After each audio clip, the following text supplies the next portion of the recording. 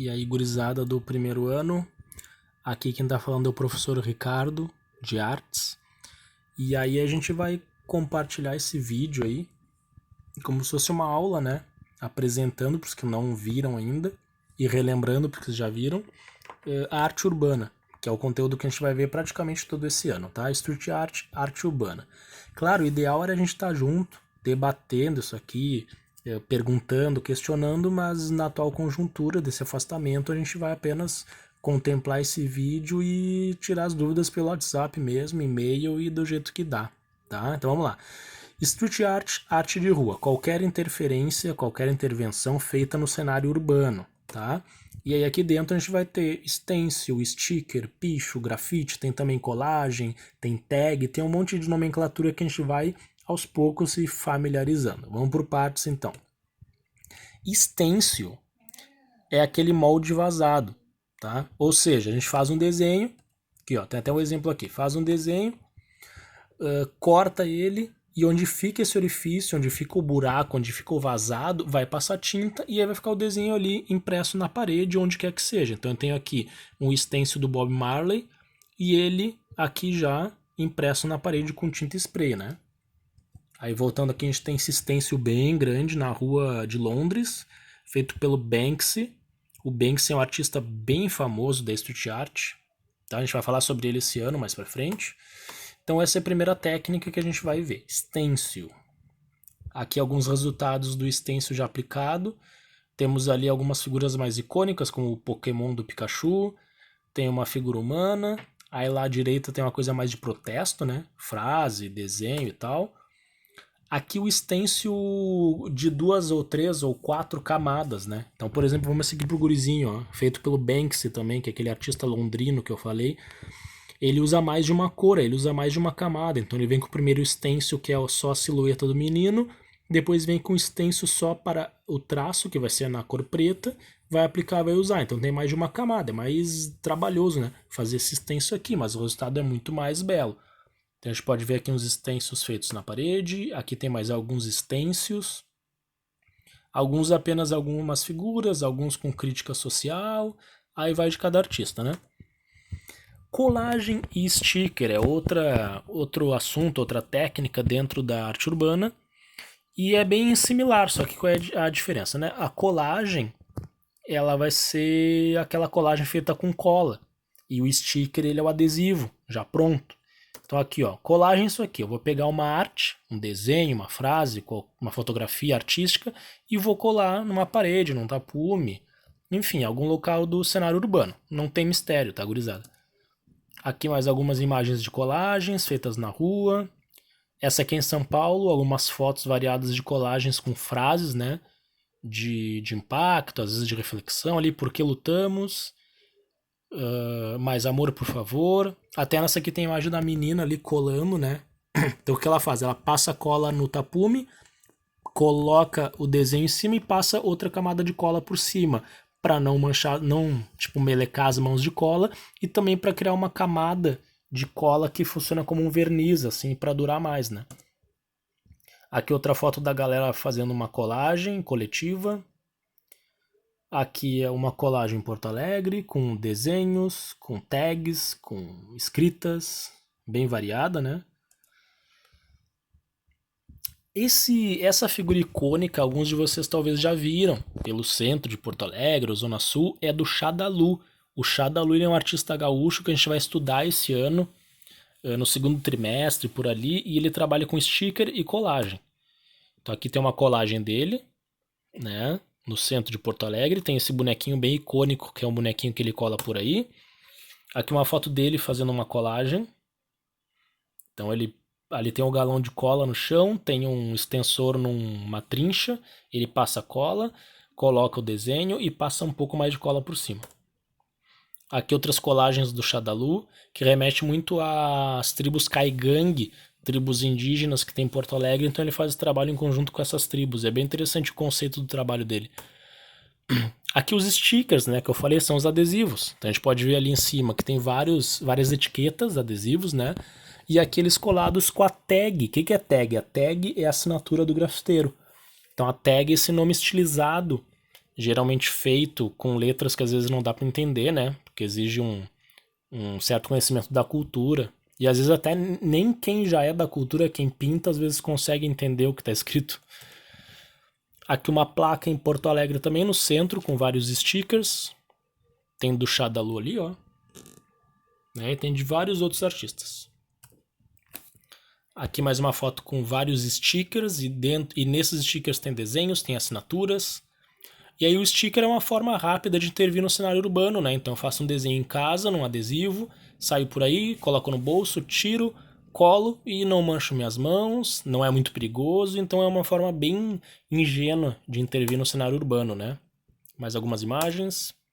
Picho, a pichação é talvez a técnica mais polêmica que a gente tem, né? Já começa por essa foto muito polêmica, muito... como é que eu posso dizer? Tem termos para usar, muito polêmica, muito ousada, né? Que a gente pode ver ali que tem pelo menos 3 caras subindo por fora desse prédio e tem um senhor ali olhando perplexo, né? E já tem algumas pichações lá em cima. Então, assim, o picho com X, por que ele tá com X aí, se o certo é com CH? Bom, a gente fala picho quando se refere ao picho reto, que é um tipo de pichação que vai começar em São Paulo na década de 80, que vai culminar nessas letras retas, que geralmente a gente não entende, porque é uma grafia bem peculiar, né? Só quem faz pichação entende, e os caras estudam essas letras de forma que ninguém entenda mesmo, é uma caligrafia bem secreta, assim, digamos assim. E aí por isso que a gente vai falar picho, não tá errado, é picho com X mesmo, esse tipo de pichação, né? Mas assim, ó, pra gente entender, a pichação ela começa nos anos 60, 70 mais ou menos no Brasil, como uma forma de protesto. Então a gente pode ver aí um rapaz pichando abaixo da ditadura, fora da ditadura, que era uma coisa de protesto. Então assim, vai ser uma leitura legível, porque ele é um cara que tem uma escrita comum e vai colocar sua mensagem ali. Ponto final. Então, durante anos, lá pelos anos 60, 70, vai ter nas principais capitais do Brasil grupos que fazem algumas pichações de protesto para querer reivindicar alguma coisa ou dizer alguma coisa para o público, né? Aqui em Porto Alegre, viva a heróica resistência iraquiana, é uma coisa que a gente entende o que está escrito, né? E aí, como eu falei, nos anos 80, 90, vai se popularizar lá em São Paulo, depois indo para o resto do Brasil, esse outro tipo de pichação, que são essas letras mais retas, mais artísticas até, dá para se dizer, porque tem um estudo por trás dessas letras, né? Que os pichadores fazem para deixar seu nome, deixar sua marca, né? Então a gente pode ver alguns mais ousados escalando por fora de um prédio. Esse aqui tá numa marquise aqui pichando com rolo e tinta, né? E aí o que acontece? Ali eu coloco 3 características do picho, né? Ego, fama e visibilidade. A pichação, em resumo, é isso. O cara vai fazer o seu picho por ego, por fama e por visibilidade. Não tem uma explicação muito lógica. Claro, até tem. Alguns sociólogos vão falar que o picho ele é o grito do oprimido. Ele é uma forma de protesto, sim, não deixa de ser. Mas todo mundo que picha, faz esse picho reto, vai começar a fazer porque é uma coisa que dá adrenalina, sabe? É a mesma coisa que eu costumo perguntar. Quem anda de skate? Tu vai perguntar. Tu anda de skate por quê? A pessoa vai dizer porque eu gosto, ponto final. Ele não pensa numa explicação e ele não sabe porque ele gosta. Ah, eu gosto de jogar bola todo final de semana, jogar futebol. Por que gosto? Ah, porque é divertido, eu gosto de estar com meus amigos. A pichação é a mesma coisa. É uma diversão e ela começa assim com os jovens da periferia de São Paulo, que não tem muito lazer, não tem muito o que fazer, não é visto pela sociedade e começam a pichar. E ali nessa cultura acham uma visibilidade, porque dentro da cultura da pichação entre os pichadores, tu ganha um reconhecimento, né? Então tem um lance também de reconhecimento, de fama, de ego, que é o que eu coloco ali. Tá? A gente tem uma foto aqui do jeguerê, que a gente chama, que é quando sobe um em cima do outro para fazer um picho mais alto. E essa questão também de fazer o picho cada vez mais alto é um lance de ganhar respeito, visibilidade, né? Então, teoricamente, quanto mais alto, melhor o pichador é. Aqui é uma foto, um frame, né, do documentário Picho, que é muito interessante. Quem quiser ver, tem no YouTube. Da galera descendo de rapel, um rapel improvisado, para fazer o picho na lateral de um prédio. Esse frame tirado de um vídeo do Berlin Kids. Berlin Kids é um grupo, uma crew, né, que a gente chama, de artistas lá da Alemanha que começou a fazer esse picho reto lá na Alemanha. Olha que interessante. O picho reto, ele é uma coisa unânime do Brasil. Ele começa no Brasil e só tem no Brasil.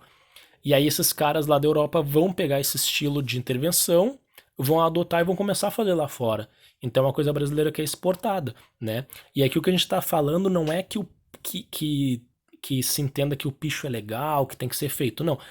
A pichação, quando feita sem autorização, que na maioria das vezes é crime, é vandalismo, sim, correto, é crime, é vandalismo, é errado. Mas é um tipo de arte, porque ele está expressando alguma coisa, e ele está tocando numa ferida de uma sociedade que às vezes não cumpre leis, se pode tudo, num país onde as leis não são cumpridas de forma severa, né? Então o cara pode ir lá e pichar e vai continuar essa pichação, porque não tem como acabar, né? É uma coisa também do jovem. Então é arte, tá? A gente pode, mas eu não gosto, acho feio. Beleza, ponto final. Mas é arte sim, tá dentro da arte contemporânea, né? E o grafite, que, como muita gente pensa, o grafite é o oposto da pichação, não é.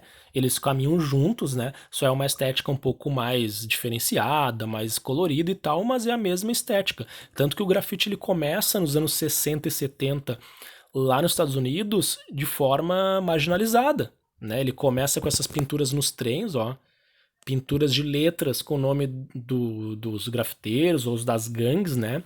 Nos trens, de forma que isso era uma forma de marcar território. Porque assim, ó, tinha uma coisa muito de gangue nessa época. E através do grafite, do hip hop, a galera vai meio que canalizar isso aí e vai começar a transformar essa competitividade, esse negócio de bairros, de território em arte, né? Olha que interessante. Aqui mais algumas fotos clássicas de grafite, de alguns grafiteiros da década de 70, 80 pintando trens. E esses trens eram pintados sem autorização. Os caras iam lá, pulavam a linha férrea e pintavam. Por que trem e não muro? Claro, pintavam o muro também, mas o trem porque ele circula em vários bairros, né? Às vezes em até várias cidades. Então o cara conseguia expandir a fama dele como grafiteiro para vários locais. Aqui do Dondi, né? D-O-N-D-I, num trem lá em Nova York, se eu não me engano, isto. Aqui outro grafite com personagem, com letra. Aqui uma foto atual. Eu trago essa foto atual pra gente comparar como eram os trens, né? Como era esse estilo de letra, como era o material e como é hoje em dia. Hoje em dia a galera ainda pinta trem. É uma coisa clássica do grafite, então se mantém essa cultura de pintar trem, né? Algumas cidades a segurança é mais rude, né, mais difícil de pintar o trem, outras é mais tranquilo. Então segue essa cultura assim de pintar trem, a galera se arrisca, vai lá, pula, vai para os garagens do trem de forma ilegal, pinta. E hoje em dia é legal que com a internet e com essa evolução do grafite, é meio que o mercado, né? Então tem vídeos de trem, tem marcas de roupa que tem a ver com grafite e tal. Tem fotos, olha essa foto, o cara tipo todo cheio de parafernália, lá com colete da empresa, da linha do trem, com uma câmera na cabeça, coisa que nos anos 80 os caras nem imaginavam. Os caras pulavam, pintavam, tiravam foto, é isso. Agora os caras filmam, é toda uma cultura, né? Aqui essa foto também do cara todo ralado, né? Porque provavelmente pulou ou caiu, enfim, se ralou pra conseguir pintar o trem. Aqui é interessante que é um joguinho, né? De celular, Subway Surfers, que a estética é isso, até o joguinho é o gurizinho fugindo de um guarda porque ele pintou um trem, né? Então virou um jogo de celular aí. E aí o grafite é isso, então voltando à parte do grafite, ele tem muito esse lance das letras, né? Daí, assim como a pichação, como o picho reto, o lance da letra, de colocar o seu nome. Então esse estilo que a gente tá vendo aqui é o throw up, que a gente chama. Aqui ó, throw up, que seria algo como vomitar em inglês. Então é um estilo de letra mais simples, com poucas cores, poucos traços e rápido de ser feito. Aqui o Wild Style é o oposto, olha aqui, ó. Pô, é gritante a diferença, né? Então esse estilo de letra, ele é muito mais complexo, tem mais cores, tem mais perspectiva, tem mais sombra, ele é muito mais completo em questão de estética, né? O Throw Up ele é mais simples, o Wild Style é mais complexo. E aqui o 3D, né, que é um outro estilo de letra, que é aquele estilo que parece que está saindo da parede, o grafite, a pintura.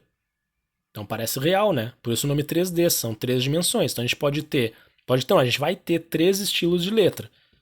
Throw Up, Wild Style e o 3D. Claro, eu posso fazer uma pintura de uma letra que não se encaixa em nenhum desses estilos, mas é bom saber que a essência do grafite é a letra e tem esses 3 estilos. A partir daí pode fazer qualquer estilo que quiser, pode inventar uma letra, enfim, é bem livre.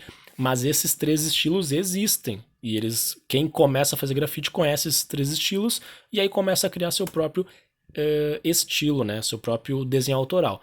Também tem personagem no grafite, né? Então o grafite assim, ó, o grafite ele vai ser uma pintura, ele é uma cultura, na verdade, o grafite, né?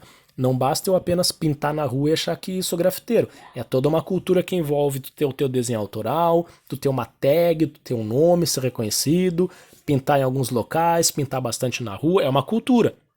E aí dentro dessa cultura tem os personagens, que podem ser autorais, pode ser um personagem que tu pegou de referência de algum lugar e tal, mas é legal dentro do grafite sempre ser original, não copiar dos outros. Eu posso muito bem pegar um personagem e usar como referência, mas depois eu tenho que criar o meu personagem, criar o meu, não personagem, o meu estilo, né, de desenho, seja letra, seja boneco, seja o que for. Aqui é uma imagem de uma galeria de arte ao céu aberto, digamos assim, né? Nos Estados Unidos, que às vezes contrata alguns grafiteiros, alguns artistas de rua para fazer alguns painéis. E aí é um questionamento, né? Que se levanta porque, tipo, se o grafite ele é da rua, quando envolve cachê, quando envolve uma coisa que vira uma galeria de arte, será que continua sendo grafite? Então esse é um debate que a gente fará futuramente em sala de aula, né? Por enquanto a gente fica contemplando as imagens, então aqui. Aí algumas pinturas que eu trago de arte urbana em laterais de prédio, que é muito comum lá fora, em Porto Alegre não é muito comum, mas em São Paulo e no resto do mundo é bem comum essas pinturas em laterais de prédio, aqui do Cobra, que é um artista urbano paulista, que é conhecido no mundo inteiro por essas pinturas bem icônicas e bem coloridas, mas aí que tá, ele não faz grafite, né? A sua tá na rua, mas não é grafite. É uma pintura feita com aerógrafo e spray.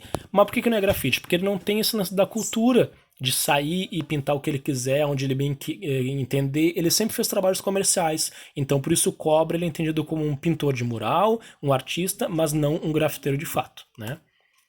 Aqui dos Gêmeos. Galera, e no mais é isso, tá? Então assim, eu espero que tenha servido para uma base básica esse conteúdo e a gente segue trabalhando. Qualquer dúvida vocês podem mandar WhatsApp, e-mail, tem meus contatos aí. E é isso aí. Valeu!